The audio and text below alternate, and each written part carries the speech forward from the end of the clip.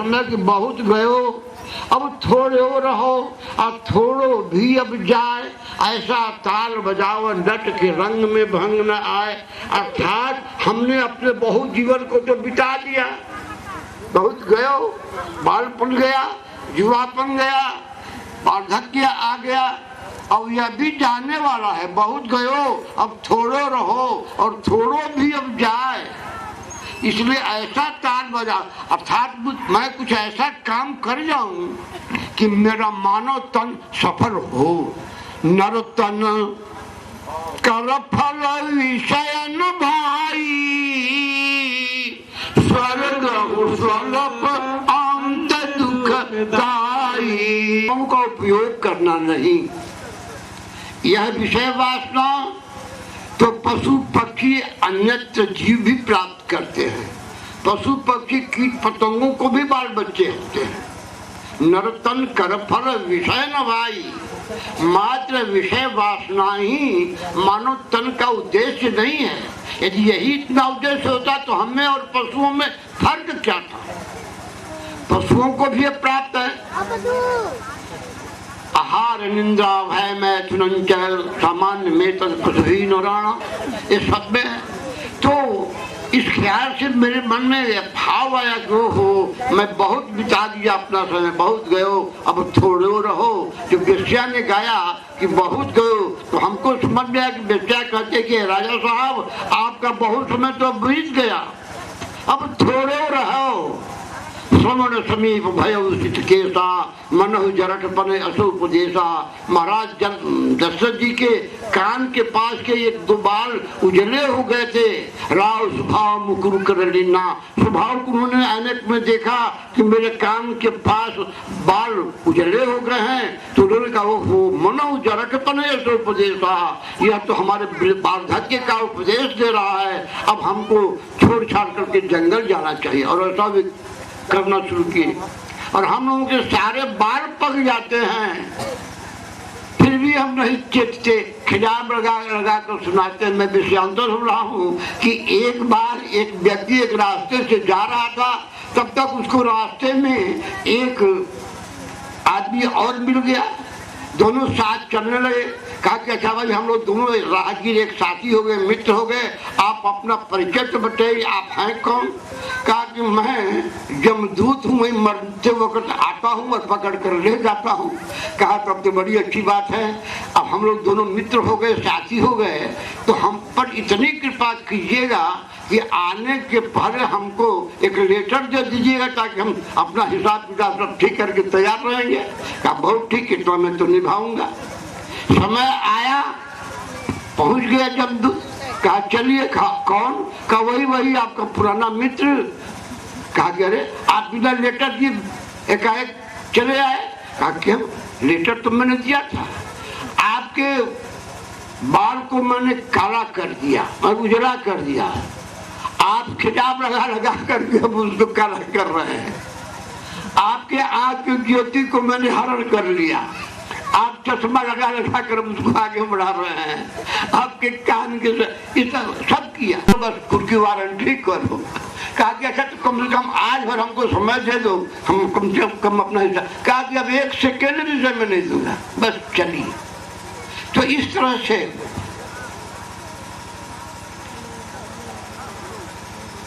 हाँ, तो राजा को जो बात दस्या की समझ में आई कि बहुत गयो थोड़ो रहो, थोड़ो भी अब जाए, ऐसा ताल बजाओ नट के रंग में भंग न आए।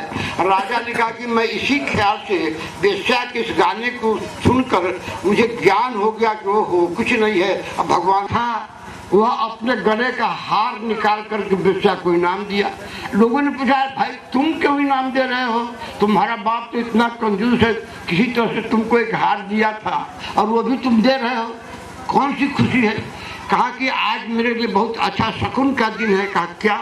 कहा कि पिताजी वृद्ध हो गए थे, राज्य का संचालन ठीक से कर नहीं रहे थे, जनता में बगावत फैल रही थी, चारों तरफ आक्रोश था। मैंने विचार किया कि पिताजी तो हमको राजगद्दी देंगे नहीं, आज रात में पिता का मैं वध कर दूंगा और मात्र एक पुत्र हूँ, फिर गद्दी पर बैठूंगा, फिर राज्य का संचालन करूंगा, प्रजा का काम करूंगा। लेकिन जब वेश्या ने कहा कि बहुत गयो थोड़ो रहो, थोड़ो भी अब जाए, ऐसा ताल बजाओ नट के रंग में भंग न आए, तो मुझे समझना कि वेश्या कहती कि हे राजकुमार, क्यों पिता की हत्या करने की सोच? अरे बहुत चला गया, थोड़ा बचा है, ये अभी कुमारी ने भी अपने गले का हार निकाल कर वेश्या को नाम दे दिया। उसे भी जब लोगों ने पूछा तूने ऐसा क्यों किया, कहा कि मेरी भी बात कुछ ऐसी ही है कि जब पिताजी हमको इतने उम्र बीत जाने के बाद मेरी शादी नहीं कर रहे थे, तो मैंने आज निर्णय किया था कि सुबह रोड पर निकलूंगी और कोई युवक को अपने लायक देखूंगी, उसे अपना प्रस्ताव करके और उससे शादी कर लूंगी। लेकिन जब वेश्या ने कहा कि बहुत गयो थोड़े रहो, तो मुझे लगा कि समय पूरा हो गया है, अब इतने दिन तक बाप भाई का पगड़ी नहीं उतारा, माता पिता कुल का नाम नहीं हंसाया, तो अब क्यों एक दिन के लिए करूं, थोड़ा सा देख लूं। इस गाने को सुनकर मैं इसको बचा लिया।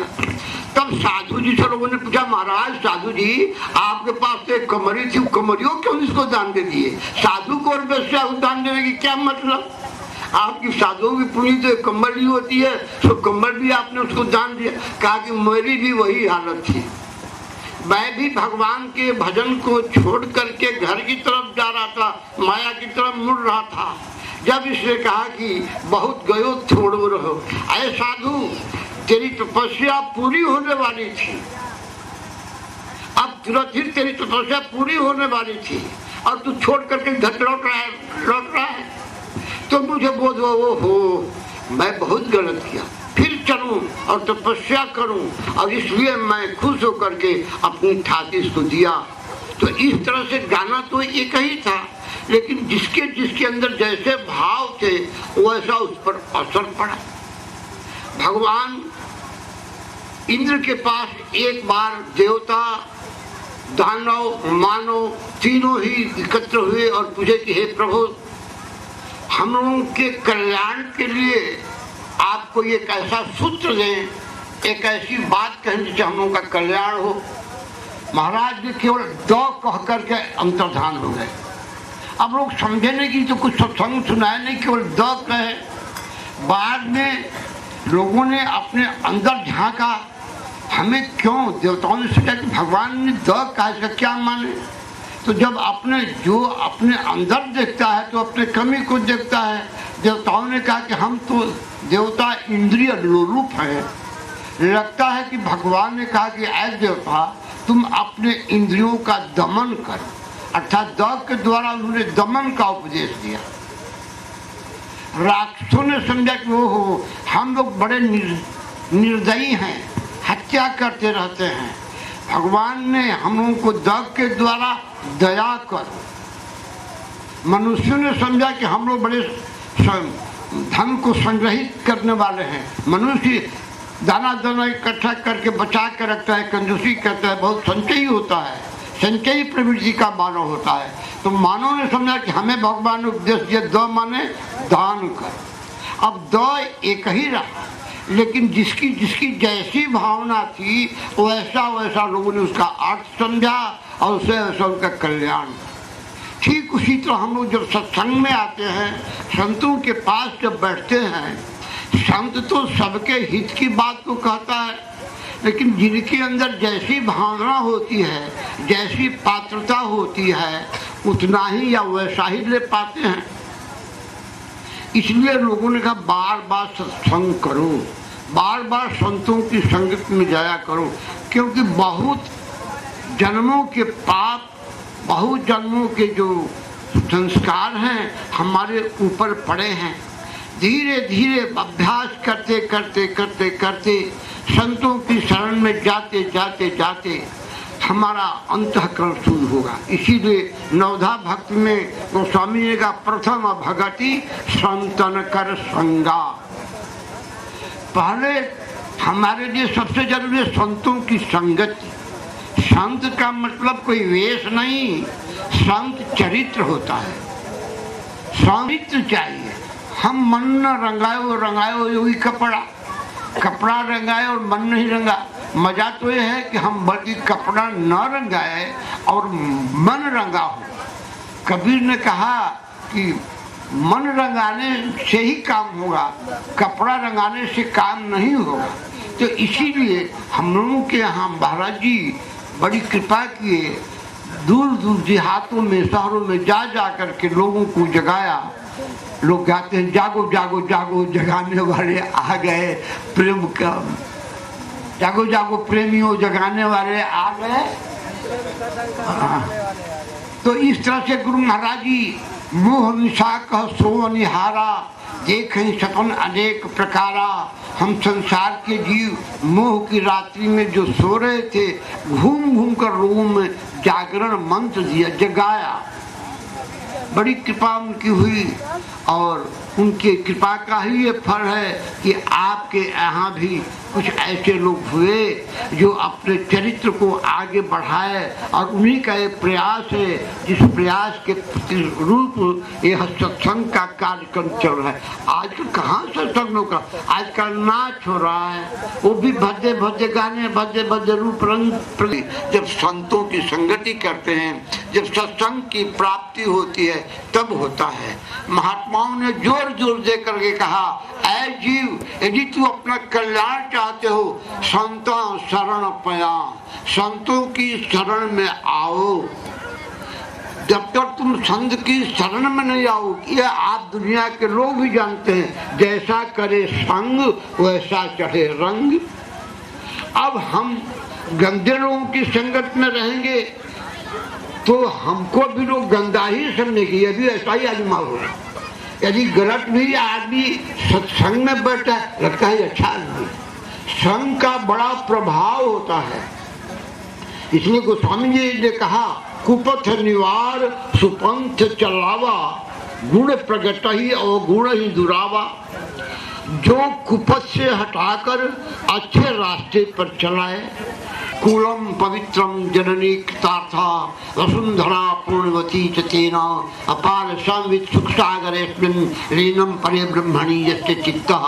जिसका चित्त ब्रह्ममय हो जाता है, जिसका चरित्र ब्रह्ममय हो जाता है, आदर्श हो जाता है, उसको लोग सराहते हैं। धन्य है इसकी माँ जो ऐसा पुत्र पैदा की, धन्य है इसके पिता, धन्य है इसके गांव। कुलम पवित्रम जननी कृतार्था, वसुंधरा, धन्य इसका गांव, वसुंधरा पूर्णवती तेना। तो और यदि कहीं गलत आदमी हो गया तो वह अपने माता का, पिता का, गांव का, समाज का नाम भी बदनाम कर देता है। इसी सत्मार्ग को प्राप्त करने के लिए, अपने जीवन के उत्तम लक्ष्य को प्राप्त करने के लिए हम संतों की शरण में जाते हैं। और जितने भी महान पुरुष हुए, चाहे किसी भी क्षेत्र के, उन्होंने अच्छे लोगों की संगति की, तब वे महान हुए।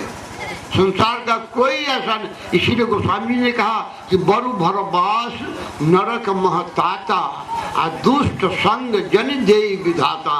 बल्कि नरक में रहना अच्छा, दुष्टों की संगति न मिले। जैसे कोई आदमी जेल में रहेगा तो जब तक उसकी जितने महीने की सजा होगी, उसके बाद तो वो छोड़ दिया जाएगा ना। लेकिन हम दूसरों की संगति में रहेंगे तो कितना पाप और करते जाएंगे, बढ़ाते जाएंगे, तो हमारी अवधि और बढ़ती जाएगी। कोई ठीक नहीं कि तो हम पाप करेंगे। इसलिए सज्जनों ने सदा यही सोचा कि बल्कि हमको नरक में रहना ठीक, क्योंकि जितना पाप रहेगा उसके बाद तो हम आ जाएंगे। लेकिन दुष्टों की संगति में रहेंगे, पता नहीं कितना पाप और बढ़ाएंगे। तो आज मैं आप लोगों के बीच में आया, आप लोगों के भाव को, श्रद्धा को देखा, और श्रद्धावानम लभते ज्ञानम। जो श्रद्धावान है उन्हीं को ज्ञान की प्राप्ति होती है। जैसे जिसको भूख लगी रहती है। हमने पूछा हनुमान से, हनुमान क्या सीता जीवित है? कहा महाराज सीता जीवित है?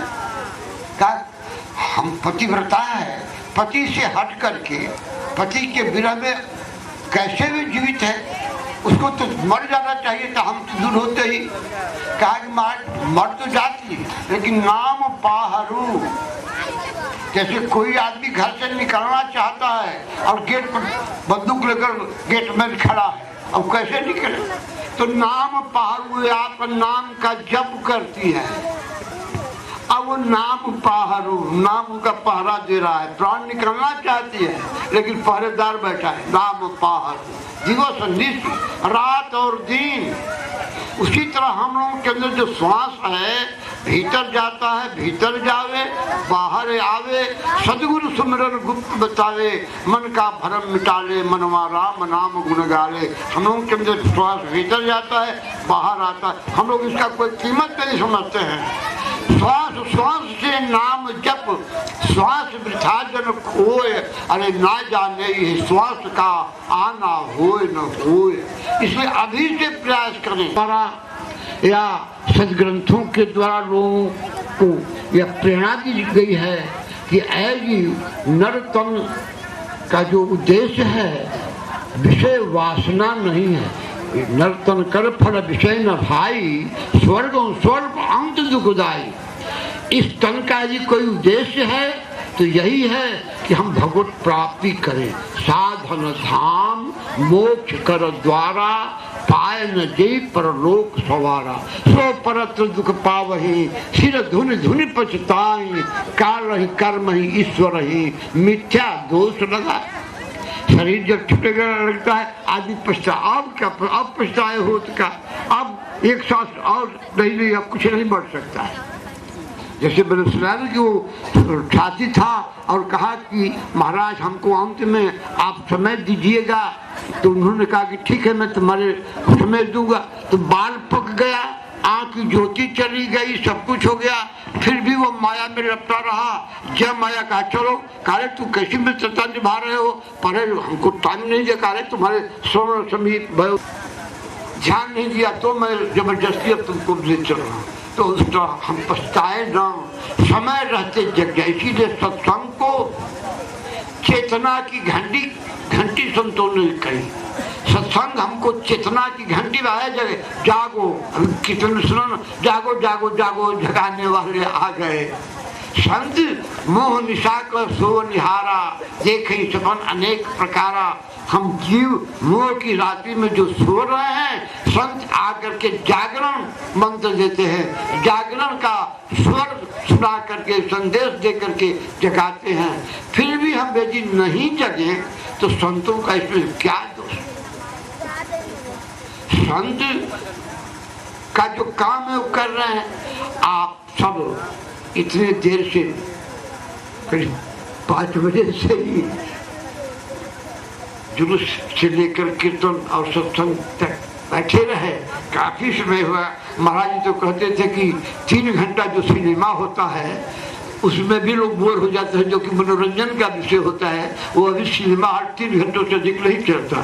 और यहाँ तो आप लोगों को 6 से लेकर के 10 तक बजा दिया, ये बहुत काफी समय हो गया। जो किसी और, क्योंकि सत्संग नीरस विषय है, सत्संग में मन लगना बड़ा मुश्किल है, तो सिनेमा सरस विषय है। उस सरस हॉल में, सत्संग हॉल में भी 3 घंटा से अधिक सिनेमा नहीं दिखाया जाता है, 3 घंटे के बाद ओवर हो जाता है। और हम लोग का सत्संग 3 घंटा से भी अधिक हो गया और आप बैठे हैं और आप लाभ ले रहे हैं।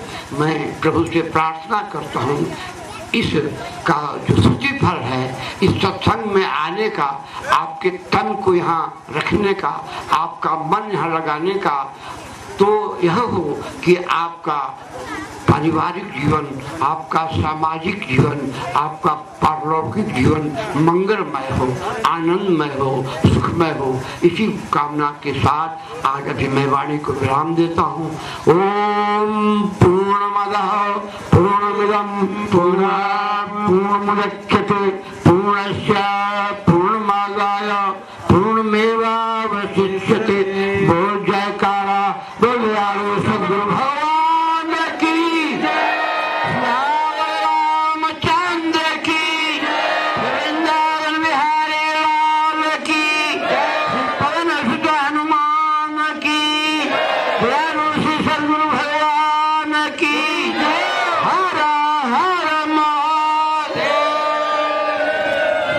आप सभी लोग यथास्थान बैठे रहे। आप सब सदगुरु से मिलने का। हाँ, एक आदमी प्रसाद बांट, आप सभी लोग भजन का भी आनंद लेते रहेंगे और प्रसाद भी आप सबके बीच में जाते रहेंगे। सदगुरु से मिलने का, सत्संग एक बार